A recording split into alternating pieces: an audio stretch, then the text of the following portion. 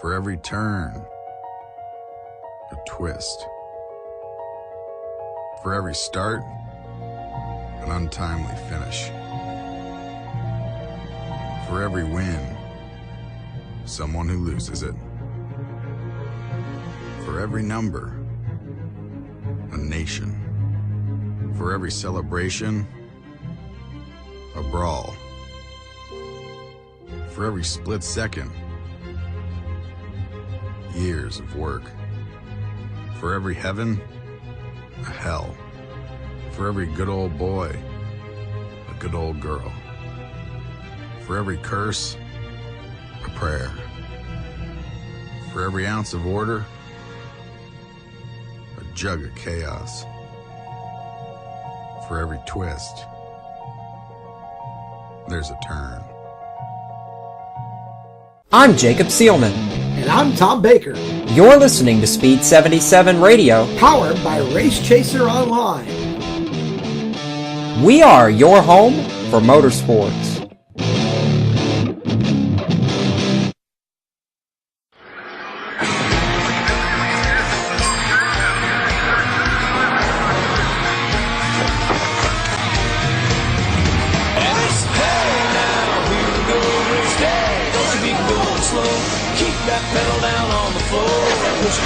Can't take no more than hair. Since the flag came down, I'll be here to the last lap around. Worked all week, it's time to play. Gonna get a little bit sideways. Here, since the flag came down, be here to the last lap around. Worked all week, it's time to play. Gonna get a little bit sideways.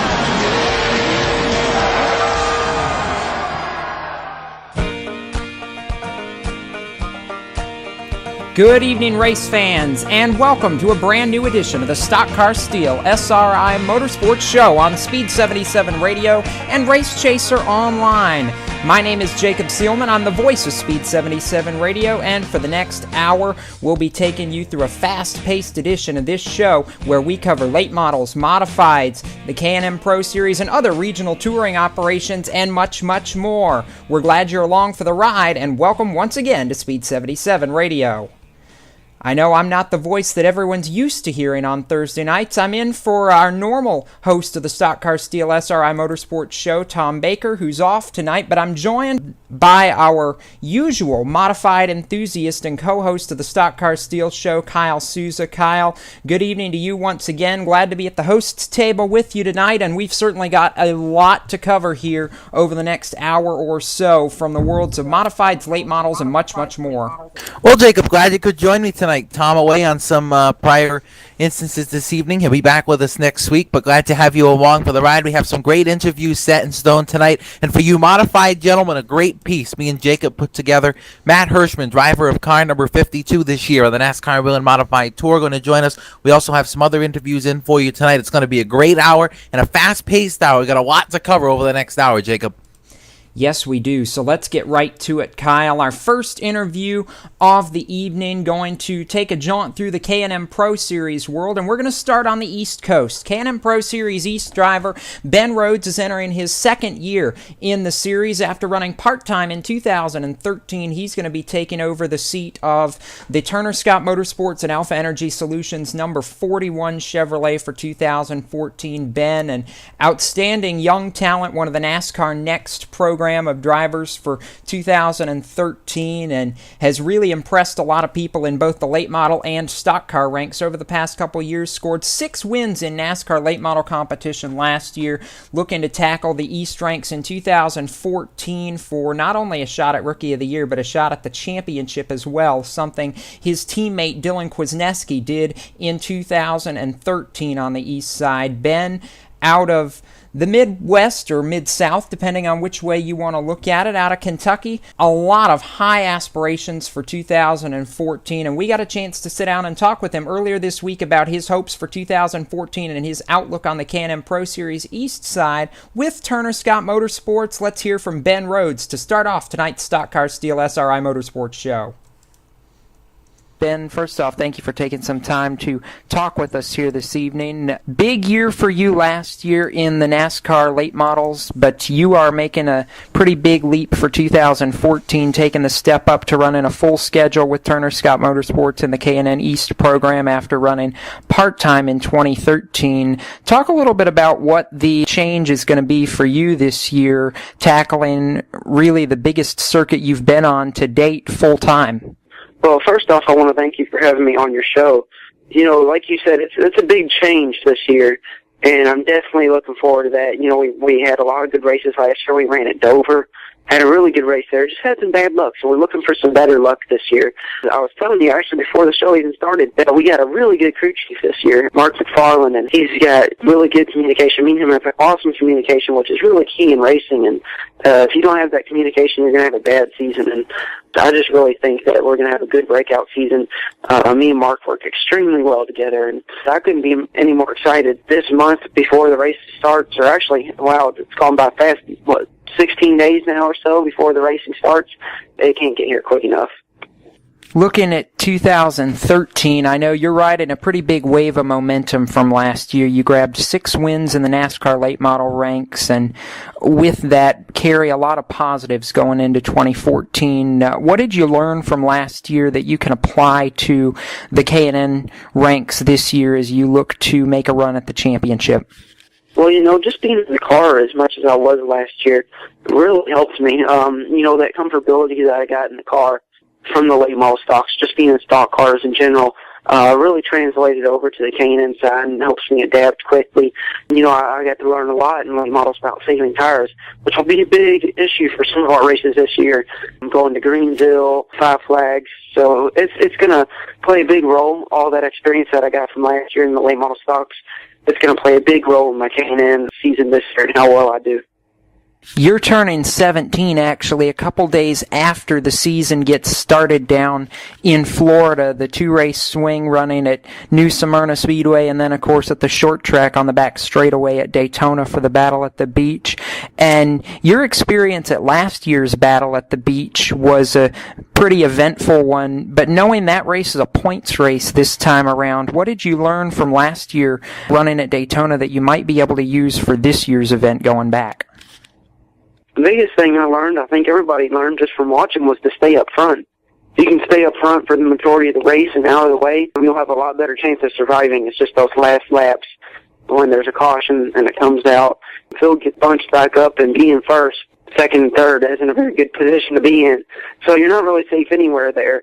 But from what I've heard, the track's going to be a lot better this year. When I say that, shorter straightaways, wider turns, more racing and not so much dive bombing, I guess you could say, that we saw from last year. And I learned a lot about the car and how we need to set it up for the race as well, to keep the forward drive for the end of the race and make sure that we can come off the corners faster than anybody else.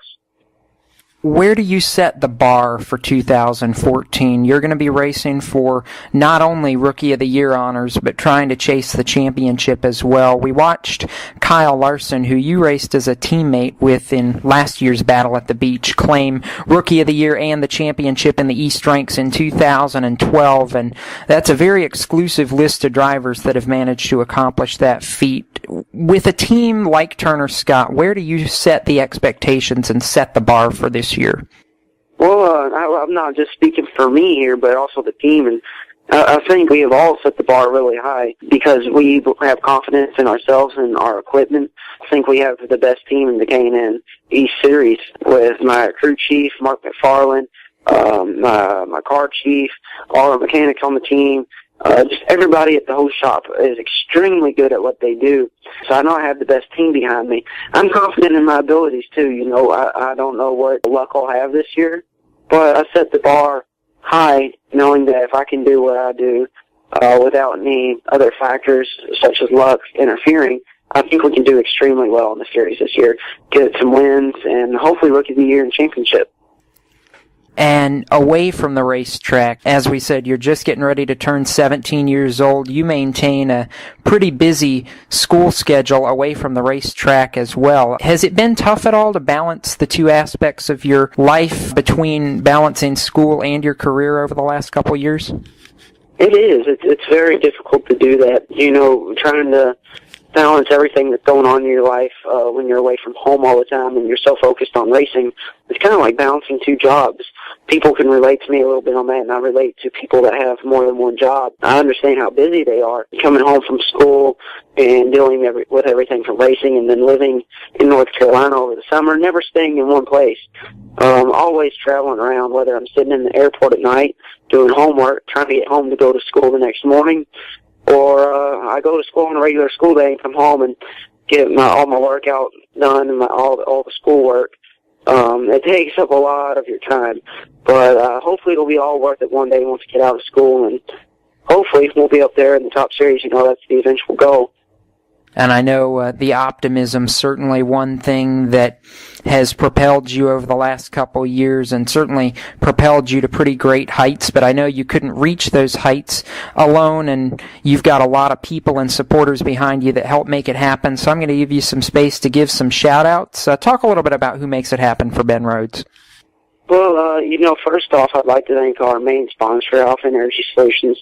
They do a lot for us up here in Louisville, Kentucky, and they have my back 100%. We've done a commercial with them, and I've gone to some events for them, and it's been really good, everything they've done for me. And we just want to thank Kentucky National Guard also and Alliance Comfort Systems. So we got some really good people behind us, and I can't forget my PR guy, Sticks.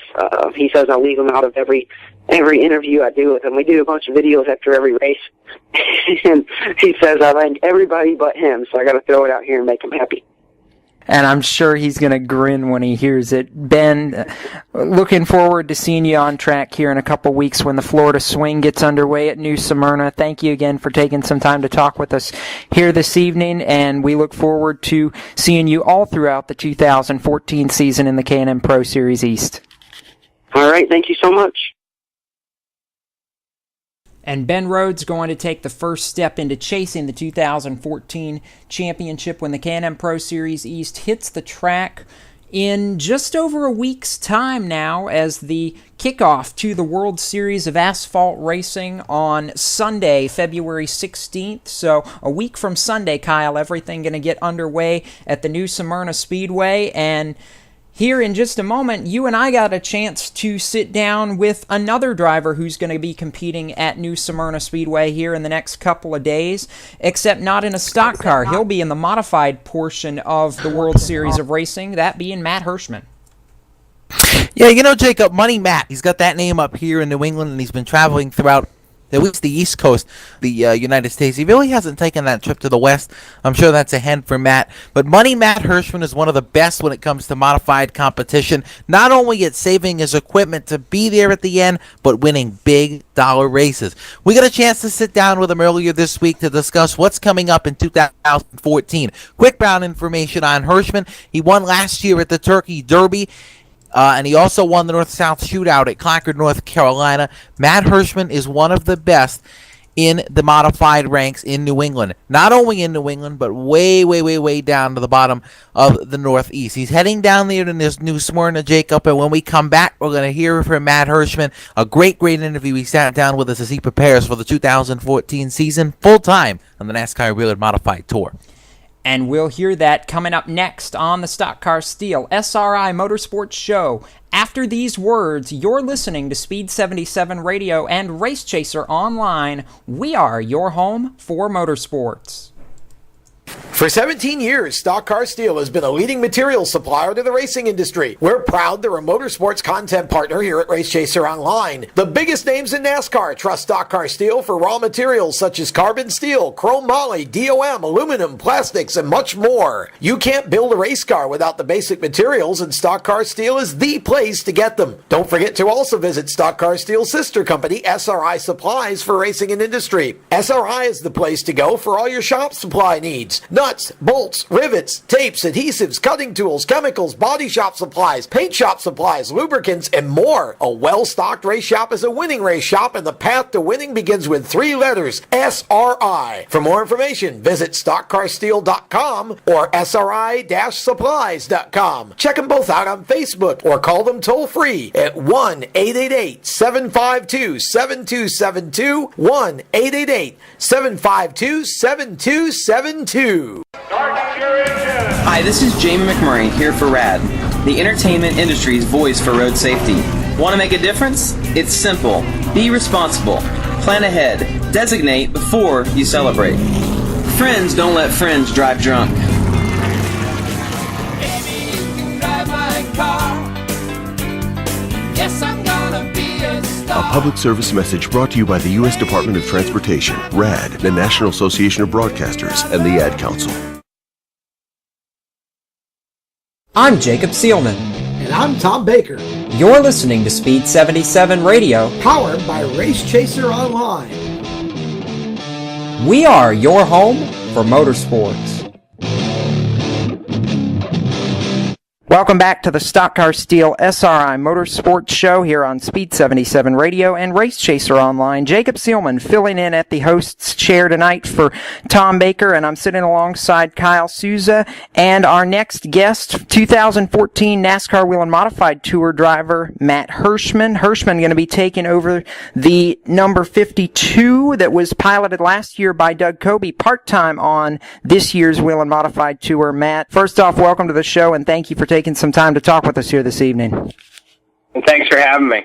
Looking at the 2014 season for you, you're going to be back on the Wheel and Modified Tour in the B-52 Bomber part-time driving for Wayne Darling. Talk a little bit about the opportunity that arose when Wayne came to ask you to drive the 52 for 2014 and what it means for your upcoming season.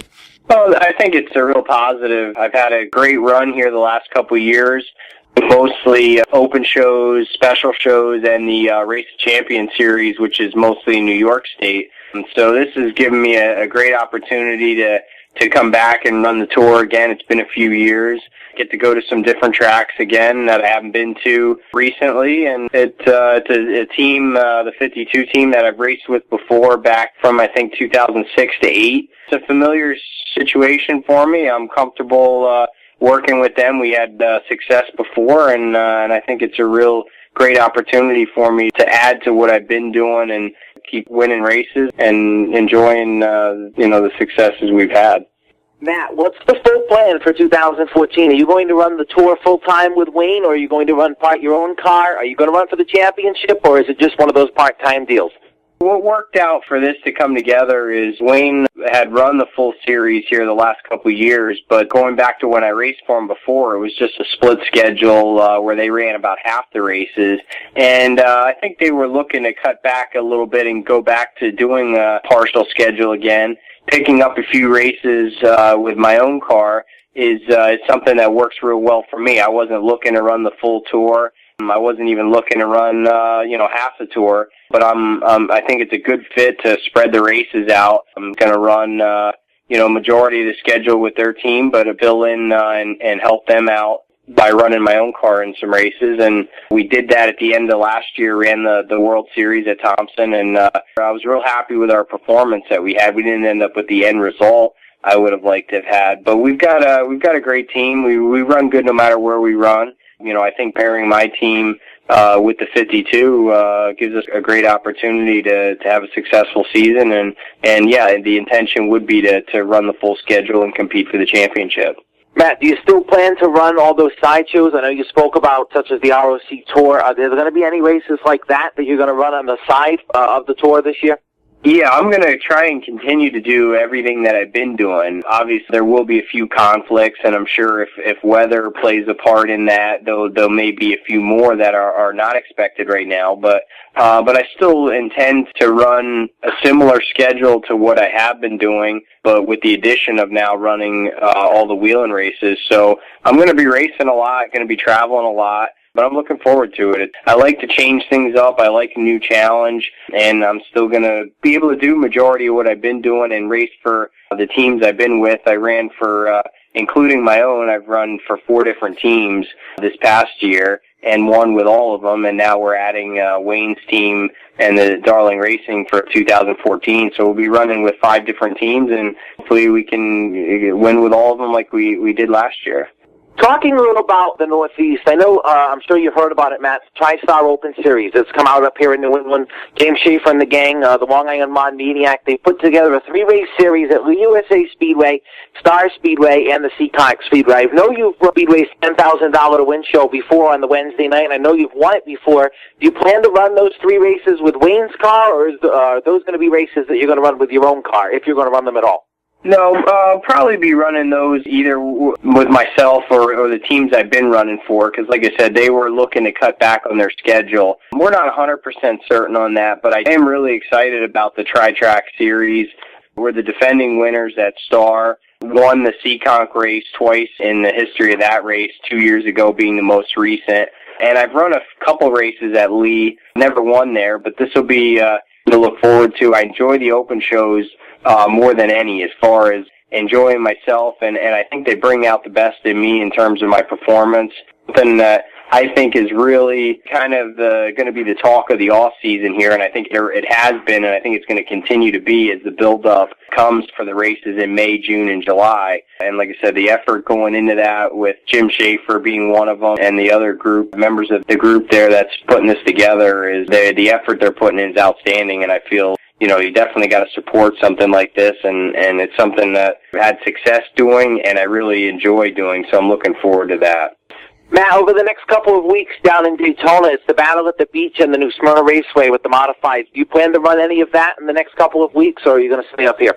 No, we are going to be going down and racing at New Smyrna. There are 6 races planned for the modifieds there. Last year, we went down with the intentions of running New Smyrna and the race at Daytona. The race at Daytona didn't go too well. I ended up with a broken wrist and had to fly back the next day for surgery. So I didn't, and not because of the injury, I didn't enjoy the Daytona layout. I just don't feel there's enough space there to put on a quality race, and it wasn't something I had fun at doing.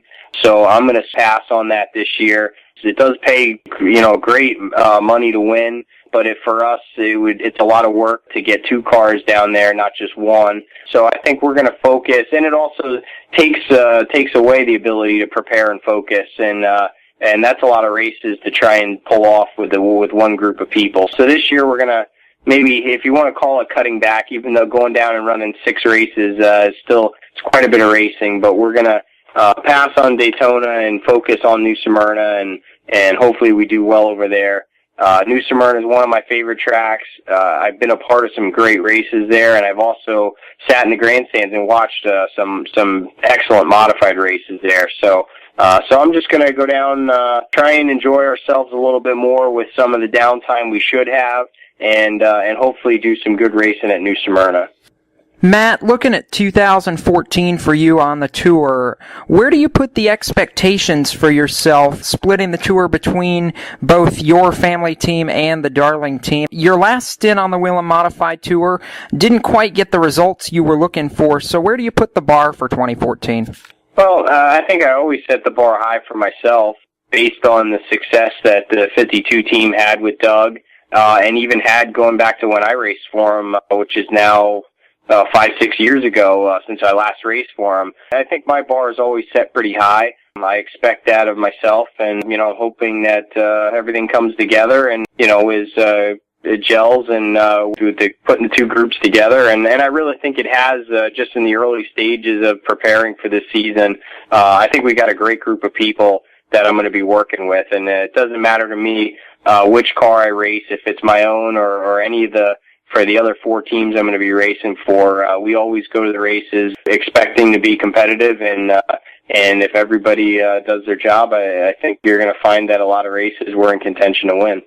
And over the years in the Northeast, between your modified racing, you've picked up the nickname Money Matt. We always see you come out swinging at some of the big events over the years, the North-South Shootout, the Turkey Derby, all these big money-to-win events. What is it about the big shows that just seems to push you to another level?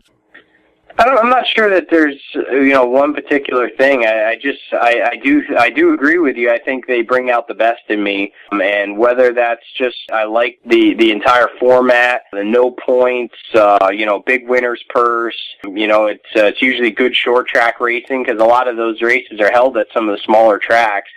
And I don't know what it is, but I believe it brings out the best in me, and I think there's certain races that you can kind of just somehow you just come up with a little bit extra for, and those have seemed to be my specialty as far as just digging down and just, really putting a high emphasis and focus on those events, and it's worked out well. And I like the reputation that we've achieved by, being kind of the guy to beat, especially in these open shows. And we do a lot of shows that are the special event type shows. Even down here in Pennsylvania, the two tracks I got close to here, Mahoning Valley, Mountain Speedway, they have 75, 100-lap races that pay $3,000 a win, and going to pay even more than that this year. So throughout the year, I get to do a lot of special events and open shows that tend to, have a nice winner's purse, and it's always good to come out on top of those races, and I just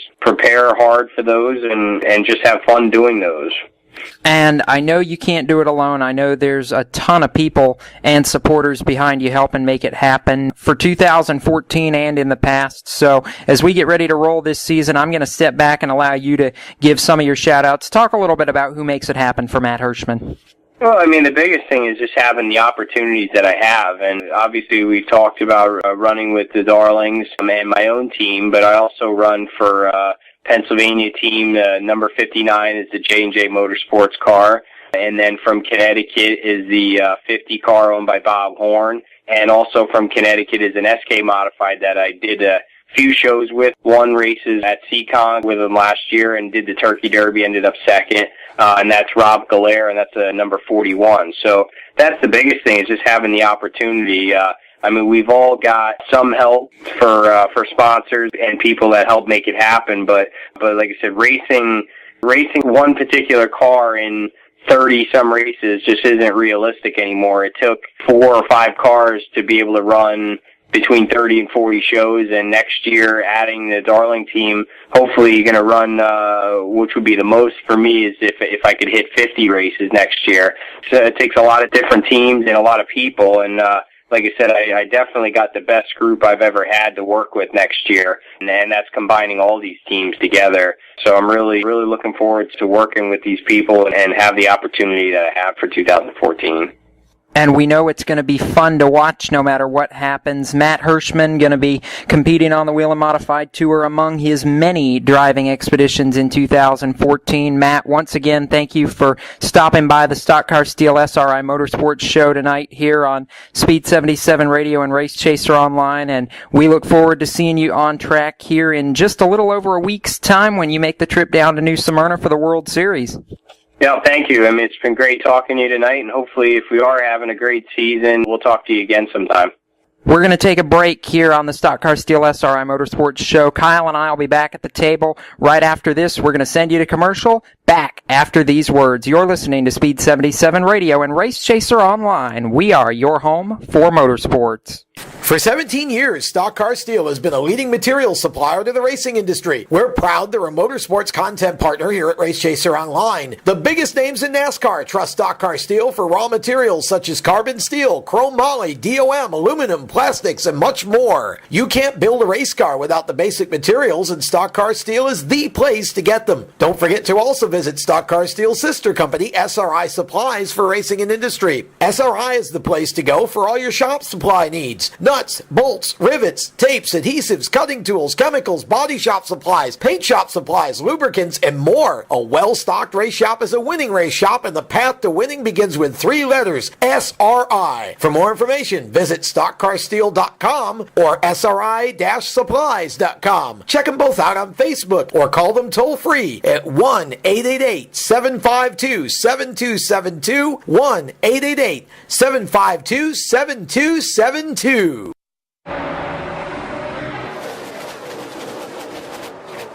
Maybe you know who we are. But do you know who we really are? We're ladies. And not so gentlemen. We're a mad scientist. We're outlaws turned heroes. We're part athlete. Part astronaut. And all show off. We're a flash mob. We're bigger than most towns. We're everything. You never expect. He slammed into the jet drop. We're always testing the limits and each other. We're the unknown coming at you at 200 miles per hour. We're fire, we're smoke. Nerves colliding with steel. We're the loudest party on earth. We live at the corner of Mayhem and Maine. Oh no! They crossed the line, and guess who wins the race? Where anything can happen. It usually does. I'm Jacob Seelman. And I'm Tom Baker. You're listening to Speed 77 Radio, Powered by Race Chaser Online. We are your home for motorsports. Welcome back to the Stock Car Steel SRI Motorsports Show here on Speed 77 Radio and Race Chaser Online. Jacob Seelman and Kyle Souza at the hosts table tonight as we take you through an hour or so of late model, modified, regional touring news, and much, much more. Kyle, as we return to the round table here, I know you've got some Northeastern modified news to talk about, and we're gearing up for the 2014 Battle at the Beach during Daytona Speed Weeks that's going to be taking place in just about 12 days' time here, a week from Tuesday. That event going to kick off for both the K&M Pro Series and your personal specialty, the Wheel and Modified Tours. Yeah, Jacob. You know what? The Battle at the Beach opened up last season. If you're new and haven't heard about the Battle at the Beach, it's at the backstretch of the Daytona International Speedway, the super stretch, and it was a track that was put together by the officials down there at Daytona in combination with the NASCAR Wheel and Modified Tour for a 150-lap event. Last year, a lot of caution flags. Last check, I had 18. The caution flags that flew during the event last year in 150 laps came down to a battle between Mike Stefanik and Steve Park. A little bit of contact by Park into the back of Mike Stefanik. Stefanik goes spinning. Park takes the win. Little interesting post-race interview from Stefanik, and they come back to Coventry up here. Long ride home after leading on the final lap. Well, this year, it's the second year of the event. And let's make a long story short by saying that Hill Motorsports has made the biggest move so far at picking up a full-time driver to start at the Battle at the Beach. Hill Motorsports confirmed this past Tuesday, they were going to compete at the Battle at the Beach on the 18th. Well, they announced 2 days ago that they were going to have Riverhead Long Island Raceway driver Dave Bergardi out of New York drive for them down there at the Daytona International Speedway. It was back in October that Hill Enterprise announced that they were not going to run the Battle at the Beach or the 2014 Tour because of the financial issues, but Bergardi and the gang have helped out with the financial portion, and they are going to be heading down there to Daytona, and I'm sure they're going to be one of the cars that is going to be competitive in the front. Back to last year for a second, Jacob, there were a lot of cars there last year that I know we're not going to see down there at Daytona this year.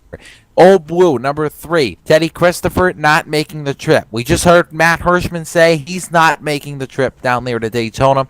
We're going to see Ryan Brees. We're going to see Doug Colby. I know those are guaranteed entries. Jacob, this tour, it seemed like it starts to fall apart in the north end, but rumor has it, the entry list has not come out yet. Rumor has it up to 30 cars have already entered for this 150 lapper. I'm not sure where they're coming from. Based on what everybody's saying, there's not a lot going, so I'm not really sure where this number of 30 is coming from the NASCAR Wheel and Modified Tour officials. The official entry list will be released on Monday the 10th, which is this coming Monday. So we'll keep an eye out for that. We should have that for Monday night show. And then, of course, next week right here on the Stock Car Steer SRI Motorsports Report. But, Jacob, it's going to be interesting. The second straight year. What was your opinion at the Battle at the Beach last year, the first time with the modifieds on that little short track? It was dicey, there was a lot of contact, and it came down to a green-white checker that everybody knew what was going to happen. We just all had to gear up for it. We knew there was going to be bumping and banging and probably some hurt feelings and tempers flaring at the end of that race, and that's pretty much exactly what happened. We saw Mike Stefanik get bumped out of the lead, and Steve Park collect an emotional victory at Daytona. But you mentioned that we're up to almost 30 cars on the entry list for the Battle at the Beach at Daytona. Right right now there's 18 drivers registered as Northern Tour drivers and 11 from the South Tour to make up 29 entries right now. That's per Jason Cunningham, the PR rep for the Whelen Modified Tour and Southern Modified Tour. So it's going to be interesting to see when the entry list is published on Monday exactly who all shows up. But I know a few of the names that have already been released from that entry list. I know J.R. Bertuccio, Justin Bonsignor, Eric Goodale, Donnie Leah, and Timmy Solomito, all among those who are going to be making the trip down south to run the Battle at the Beach. Yeah, and you know what, you mentioned Eric Goodale. He finished second last year, car number 58. I actually watched the race a couple of days ago. And it's available on YouTube if you'd like to go back. You didn't see it last year. Take a look and a listen on what happened down there last year. Goodale's car was probably the strongest one in the event last year. The circumstances didn't come his way on that final restart, but Eric Goodale is going to be one of the cars to beat when it comes time down there at Daytona. It'll be interesting to see what Doug Colby's able to do in car number 2, the car that was driven by Todd Zegedy last year. Interesting to see if he can be in the front when it comes down to the finish. The defending champion of the NASCAR Whelen Modified Northern Tour, Ryan Preece. I'm almost sure George Brunholzer III is going to make that trip out of the Southern Tour. This is going to be a race that's going to be interesting to watch, and I'm hoping that it's a little bit better racing than it was last year, especially the Calamity Corners. It was a lot of braking, and I spoke about it Monday night with you and Tom, Jacob. It seems like that track was more of a road course style braking. You had to get way down on the brakes going through into the corner, and then by the time you picked up the throttle, you were right back on the brake again going down into turn number 3.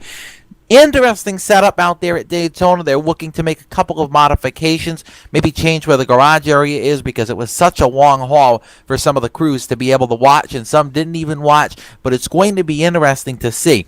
Taking a side note from that for a moment, car number 3, I mentioned Old Blue and Teddy Christopher out this past week that they're not going to be running the 2014 Whelen Modified Tour at all. They're going to put aside the tour duties, minus possibly the New Hampshire Motor Speedway in July and September, and the Bristol Motor Speedway in August, with a driver that is to be determined. Teddy not going to be running car number 3, and it opens up a seat for Christopher. If he can find somewhere to run, I expect Teddy to take his own trip down there to the Battle at the Beach. Obviously, I'm sure he'll be competing at the New Smyrna Speedway during speed weeks, but I would also expect Christopher to pick up a ride somewhere at the Battle at the Beach. Said he liked that track when he looked at it last year when he was down there at New Smyrna. I know Christopher would be a factor if he can make his way down there, but Old Blue not going to be running the Whelen Tour at all in 2014. And Jacob, that's something that is very unfortunate because that car has been on the tour since it almost started. Yeah, it is unfortunate. It's very tough to see for a lot of diehard modified fans. So it's going to be weird not seeing them, and possibly very weird not seeing Teddy Christopher or Mike Stefanik on the tour in 2014. We'll have to wait and see how some of that shakes out. Kyle, let me throw a few more names at you for drivers who have confirmed that they'll be running at the Battle at the Beach on the modified side. Patrick Emmerling, running the full NASCAR Whelen Modified Tour schedule again in 2014. He confirmed he'll be coming down to Daytona for the Battle at the Beach. And the most interesting name that I've seen dropped of any driver who's going to be running the modified portion of the event, you mentioned the car number, the 7NY, earlier on.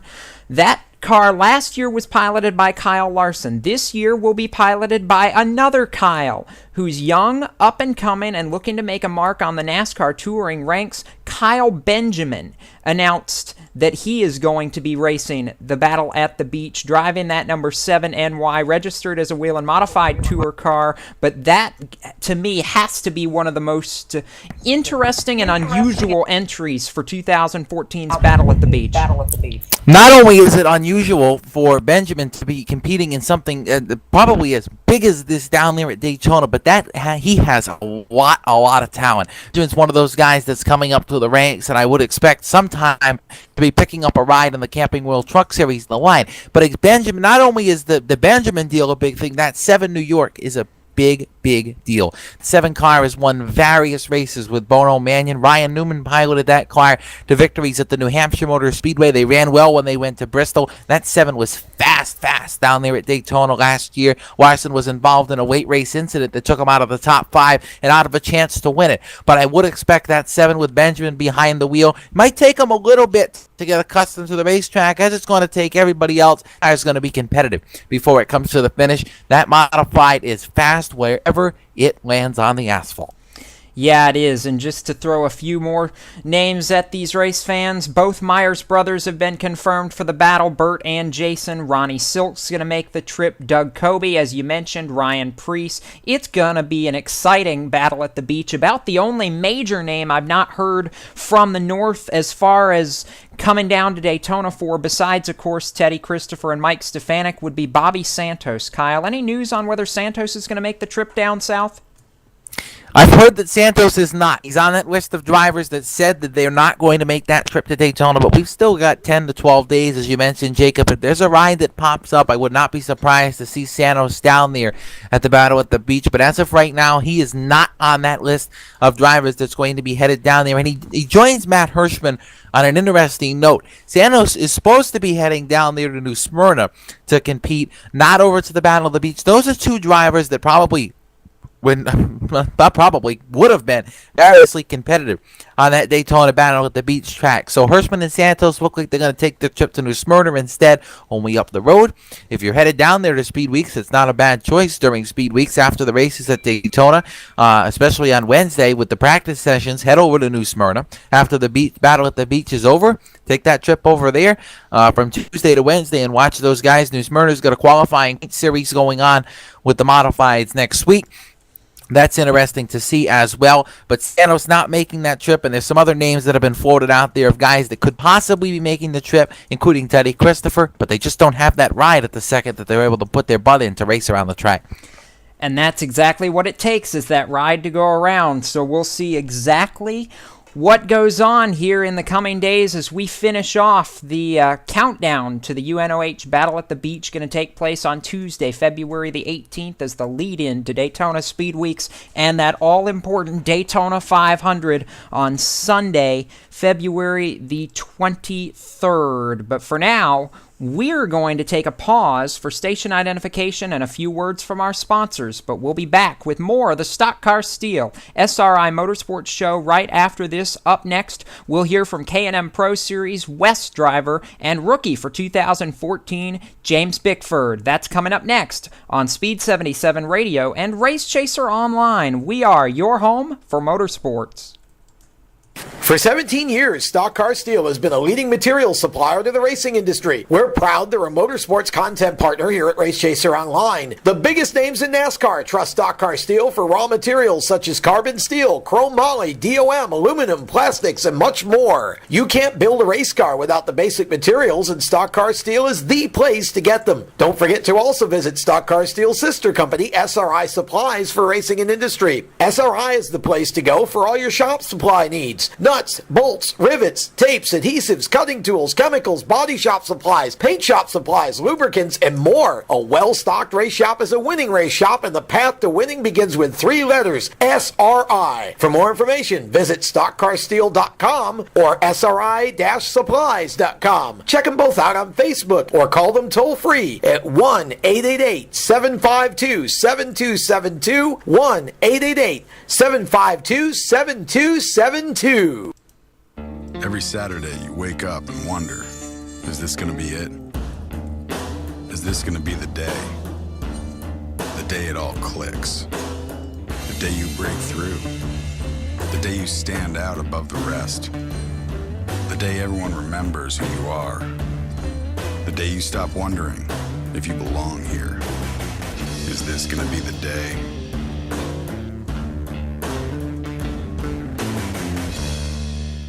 I'm Jacob Seelman. And I'm Tom Baker. You're listening to Speed 77 Radio, powered by Race Chaser Online. We are your home for motorsports.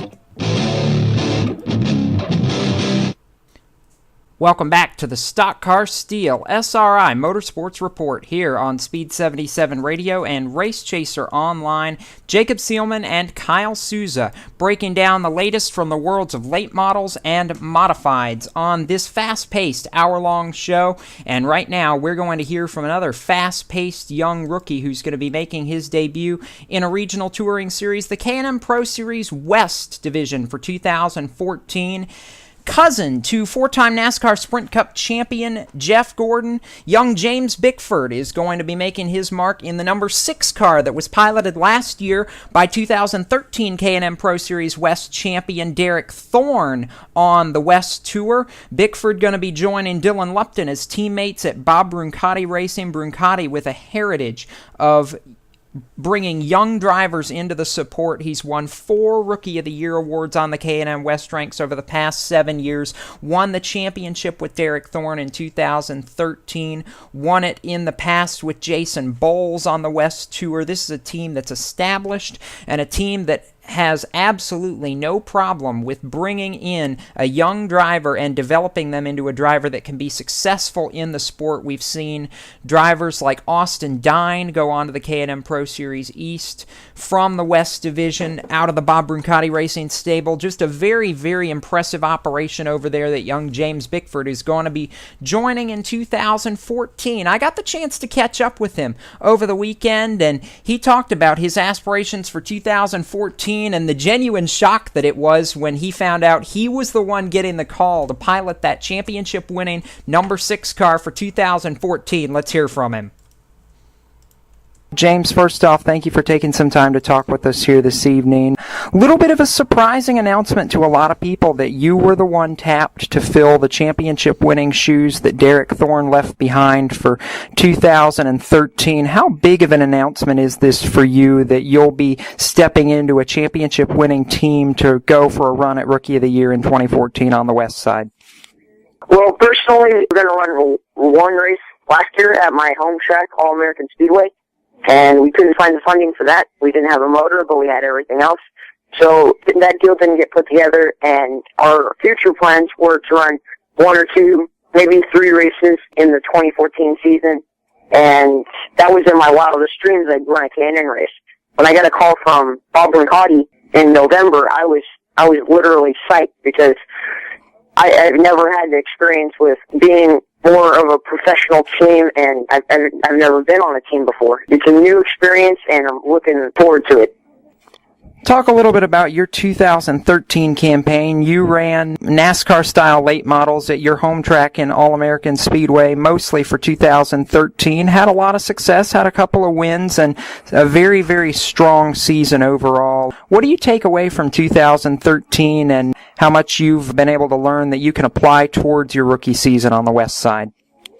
Definitely confidence. It was a battle the entire year to try to capture the championship for the 2013 Whelen All-American Series Championship at All-American Speedway. It was a deal where we started out and I got 3 top 5 finishes, and that put me way behind in points, surprisingly enough.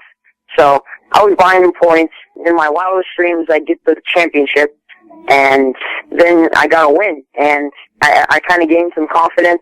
Our team was more pumped to go into the next weekend, and we had a ton of momentum going into the next races. So I guess it was like a snowball effect because we ran first, second, first, second, first, and I think another first. Won 7 out of my last 8 races, and it was definitely exciting. An incredible run for you to round out 2013, no doubt, but I actually want to go back a little bit to the very first win you got in the Whelen All-American late model that actually set the record for the youngest winner in the All-American Series history. At just 14 years old, you score your first win at All-American Speedway. What was that like, knowing that you were able to come in and at as young an age as you are driving right now, that you could have the kind of success you are? There were quite a few cars at that race, and I was pretty much a mid-pack car the entire race, and some people got wrecked. They went to the back. I got out in the front, and just a perfect timing race. And as soon as I got out in front, it seems like I just had the car to stay out in front, and I won. And it was a really big deal for me, and I knew what I had done because not too many 14-year-olds go out at All-American Speedway in the late model division and go out and win. So I knew the impact it had, and it seemed like it definitely got me noticed by the fans and some people up in the stands as well. A little bit about your lineage, because you do also have a very famous name in the world of motorsports attached to your family, that being Jeff Gordon. I don't want to say is it any added pressure to you, but is there ever any reaction from fans or those who know your lineage? Is it ever anything that gets talked about often, that Jeff Gordon is your cousin? In times it's talked about. It's not added pressure. I have just the same amount of pressure as any other driver out there, and it gets talked about when I win or when I do good, and people tend to notice it, but nothing added pressure to me. I think racing out with 15 other guys and make one mistake and you wreck the entire field is enough pressure for me right now. Have you been able to glean any advice or anything over the past couple of seasons from Jeff as you've started to work your way up the ranks? Well, when he comes out to Sonoma, I talk with him a lot, and he gives me advice on what to do in situations, and it does help a lot. Looking back now at your 2014 deal, obviously a very solid group of guys over there at Bob Roncati, and I know you said it was really a dream experience that you're going to be able to be associated with them for the full season run this year, but I know when you first heard the news from your dad, it was more than a little surprising, to say the least. Talk about what it was like when you first got the news. When I first got the news, I was in my class because we had to wait a really long time because there were other drivers. Bob told us there were other drivers, around 20 applicants, that were going to have a shot at having a ride. And I got a little bit down on myself because I knew the chances were very slim, because I'm pretty sure most of those guys had money and they had a full funding program and we don't. We barely had a quarter of what we were supposed to have. And it was something where somebody wanted to help us out, and they came in and invested some money, and it was definitely made an impact. And we told Bob we have almost half, and we were trying to do everything we could to try to get him to say yes. And eventually he ended up telling us that he wanted me in the car. He told my dad first, and then I got a text during class that my dad had sent me. He said, you're in the car, Bob's agreed to put you in the 6. And I literally almost jumped out of my seat at that moment. Certainly a thrilling opportunity for you. Where do you set the bar for 2014? Obviously knowing it's going to be your rookie season in the K&M West ranks. Where do you put the expectations on yourself going into this year? Well, I know that this is a championship-winning team, and I want to keep that in mind throughout the season. Also, this is my first time driving for someone else, and I want to treat their equipment like I treat racing one car at All-American Speedway every week, and you've got to save your stuff.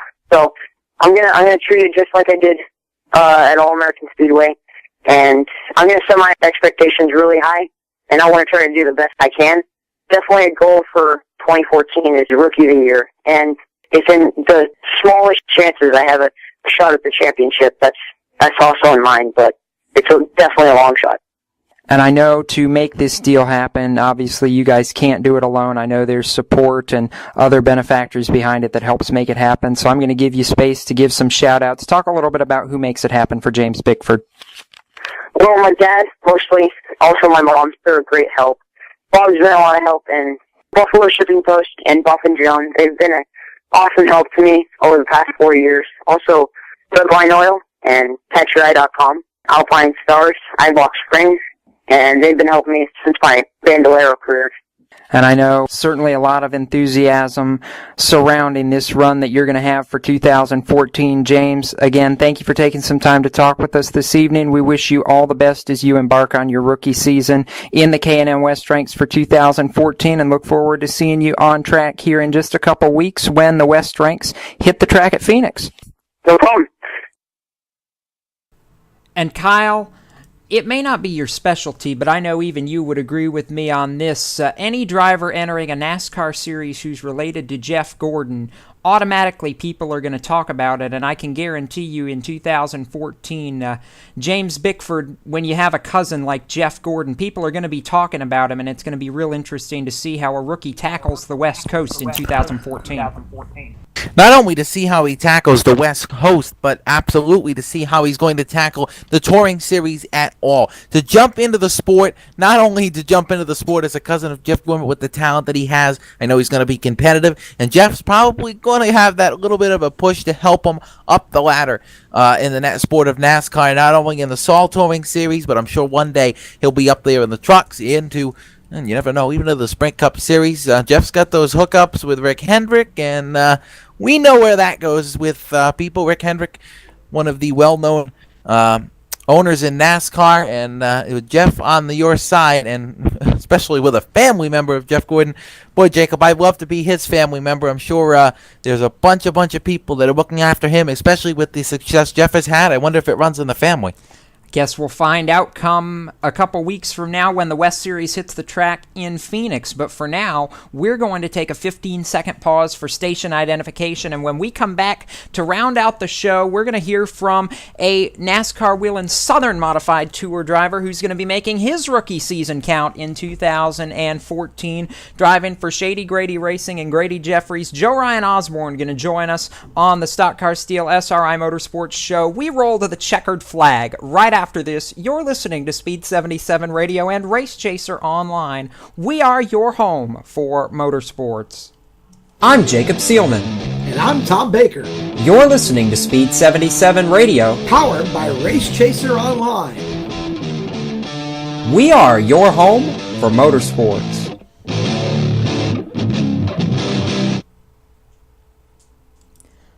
Welcome back to the Stock Car Steel SRI Motorsports show here on Speed 77 Radio and RaceChaserOnline.com. Jacob Seelman and Kyle Souza at the hosts table tonight. Tom Baker not with us, but he'll be back for next Thursday night's program, so you'll want to make sure to tune in again next Thursday to hear all the voices of the cast of characters back in action once again. Kyle, we round out tonight's show with another rookie joining the NASCAR ranks, this time the Southern Modified Tour for 2014. You and I have talked about how the Northern Modified Tour is struggling, but all of a sudden it seems like the youth movement has hit the Southern Modified Tour ranks and hit it hard. We saw Kyle Ebersol finish second in the championship last year to George Brunhosel the third, and now we're seeing a new young man take his name into the Whelen Southern Modified Tour for 2014, driving for Grady Jeffries and the number 25 machine. Joe Ryan Osborne going to come out of Legends Cars and Late Models to tackle the Whelen Southern Modified Tour in 2014. Yeah, and Jacob, the youth movement is actually starting to come alive up here in the north as well, not only in the south, but the youth movement in these modifieds is starting to come alive. Tommy Barrett's going to be driving up here, one of the youth movement drivers that come out of the Valenti Modified Racing Series. These modified guys are young. You don't see a lot of the big, dare I say old guys driving around in these modifieds. I know Mike Stefanik, Teddy Christopher, and it seems like I spoke with you a couple of days ago. We spoke about maybe it's more of a changing of the guard. The older gentlemen are stepping aside, letting these young kids come in, and they're putting on some of the best racing we've ever seen in modifieds. And I know these Southern Tour kids are going to continue to put it along. The Northern Tour may be falling a little bit, but it's good to see that the Southern Tour is picking up this young talent to help them along for the 2014 season. Yes, it's always a good thing to see the modified ranks, the oldest division in NASCAR, still thriving. And we got a chance to talk with Joe Ryan about not only his 2013 season, but his brand new opportunity with Grady Jeffries for 2014. Let's hear from him to round out the show tonight. Joe Ryan, first off, thank you for taking some time to talk with us this evening. A big jump for you after running some past late model and legend car events in 2013. You're making the step up into the Touring Series ranks and running for Rookie of the Year honors in 2014 on the Southern Modified Tour. Talk about how the opportunity came about and what this is going to mean for your career in 2014. Oh, yes, man. Well, thank you so much for having me on, and I am so excited to run the NASCAR Southern Whelen Modified Tour this year for Grady Jeffries and Shady Grady Racing, and to run for Rookie of the Year. And I've always wanted to run the tour since growing up north, and modifieds are so big up there, and now I get to run one down south against Burt Myers and Tim Brown and all the guys down here that are so competitive week in and week out. Where do you set the bar for 2014? Obviously, you've had a little bit of experience in a modified car, running a few races at Bowman Gray Stadium this year, but looking at 2014, you've not had a ton of track time in a tour-style modified, so where do you set the bar for 2014 for yourself? Our goal is to win the Rookie of the Year and maybe get a couple wins, in the making of it. It's a very competitive car, and we're just hoping to do the best we can and, stay top 5 in points. Talk a little bit about your 2013 season, because you had a very versatile campaign in 2013, going back and forth between the modified at Bowman Gray. You ran some past late model races, and you ran a large number of legend car races in 2013, won the championship in the semi-pro division in the summer shootout at Charlotte. Looking back on 2013, what do you take away from the campaign, and did it live up to your expectations? Oh, definitely. And even with the Tour Modified racing in 2014, we're still going to be running the whole summer shootout now in the pro class, and going to try to win the championship in that in 2014. And we're still going to run some select pass races, around 6 or 7 races, along with multiple Bowman Gray races in between the tour. It should be really exciting. Talk a little bit about your background, because you came down south from Pennsylvania, grew up north in modified and sprint car country, but got your racing start and ended up moving to Charlotte. Talk a little bit about your background, though, and how you got your career started. Right. Well, I started at age 7 in quarter midgets, and, once I got on 4 wheels from racing dirt bikes before that at age 4, and, it just set off from there, and we raced quarter midgets for 8 years. And then we got into a legend car and ran our first race at the 2010 Langley Nationals in Langley, Virginia. And then we moved down here 2 years ago for the winter heat, and it just all started from there. We started running legend cars full time in 2011 and 12, and then now in 2013, that's what it took off with the super late model and modified the Bowman Gray, and then now it's the Tour Modified. It's just unbelievable. What kind of things do you think you're going to be able to learn in 2014 running against some of the best modified drivers in the business? You've got guys like Burt and Jason Myers, Tim Brown, and all these guys that you've looked up to over the past couple of years. What are you going to be able to learn from them as you go about your rookie year in 2014?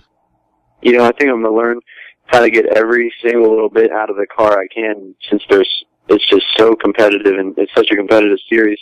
Along with everything, all the series that race down south, the summer shootout, past all the series are so competitive, and you have to just learn how to get what you can out of the car. If, the crew chief can't, you as a driver needs to learn how to make up for something during the race.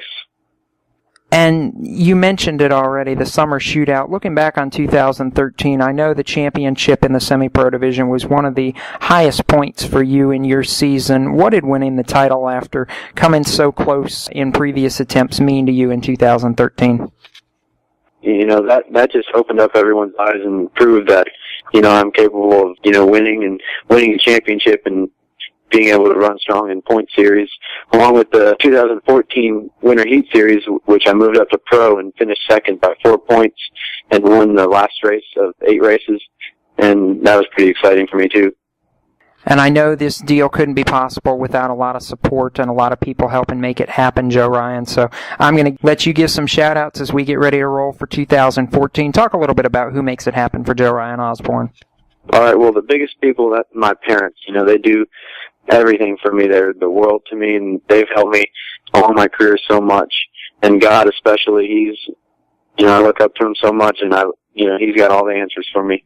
And all the fans out there, I've got to thank Racing Electronics, Tommy Strupp, who put the deal together with the Modified and the Tour Pro Systems, and I have to thank Tammy Smith and Johnny Love at the Joy of Seating.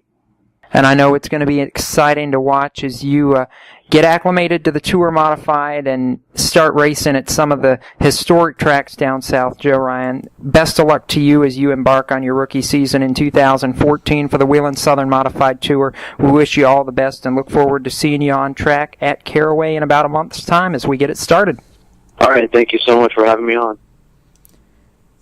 And Kyle, before we know it, the start to the Southern Modified schedule will be on us as well. They start at the Caraway Speedway for their point schedule on March the 9th after racing at the Battle at the Beach, and it's going to be a very, very exciting 2014 2014 modified season on both tours. The Northern Modified Tour going to be tackling, I believe, Thompson Speedway for the Icebreaker to open their schedule in April. Yeah, the Northern Tour always opening their season, the Icebreaker, a great event at the Thompson Speedway. The Southern Tour going to be opening as well, one of the best races. If you haven't watched it in a couple of years, you haven't got a chance. Bristol, the only really combined race of the season, minus some of the Southern guys heading to New Hampshire. These tours have really come together over the years to put on some of the best shows we've seen at Bristol. We've even had some Sprint Cup stars such as Ryan Newman slide into the Bristol fray. These tours really coming together as one. And it should be an interesting 2014 season, not only for the North, but as well as the Southern Tour for the Modifieds. Yeah, it will be, and I'm looking forward to covering it here every Thursday night on the Stock Car Steel SRI Motorsports Show with you and Tom Kyle. But for now, that's going to bring out the checkered flag on tonight's edition of the Stock Car Steel SRI Motorsports Show. All you race fans out there, don't forget to go to stockcarsteel.com or sri-supplies.com for all your shop supply and raw material needs for your race team. For Tom Baker, our host out of town tonight, for Kyle Souza, who's been alongside me at the round table here this evening, and for everybody that makes it happen here at Speed 77 Radio and Race Chaser Online, want to say a special thanks to Chase Forbes and all the guys at Stock Car Steel at SRI Supplies for making this show possible. Tune in next Thursday as Tom Baker will be back to bring us through another hour of news and interviews from around the late model and modified worlds. That's Thursday nights at 7 p.m. Eastern Time for the Stock Car Steel SRI Motorsports Show. And don't forget to join myself and Tom Baker, James Pike, and the rest of the crew on Monday nights at 7 p.m. Eastern for Motorsports Madness, an hour of news, wacky views, and conversation from around the world of motorsports. We cover it all. 2 wheels, 4 wheels, dirt, pavement. It doesn't matter. You'll hear it on the Madness. Again, for everybody at Speed 77 Radio and RaceChaserOnline.com for all the news and interviews of the day. Check out RaceChaserOnline.com for all the latest from around the world of motorsports. I'm Jacob Seelman saying thank you, race fans, for tuning in tonight. Until we meet again, keep it off the wall, folks. So long and have a great racing weekend.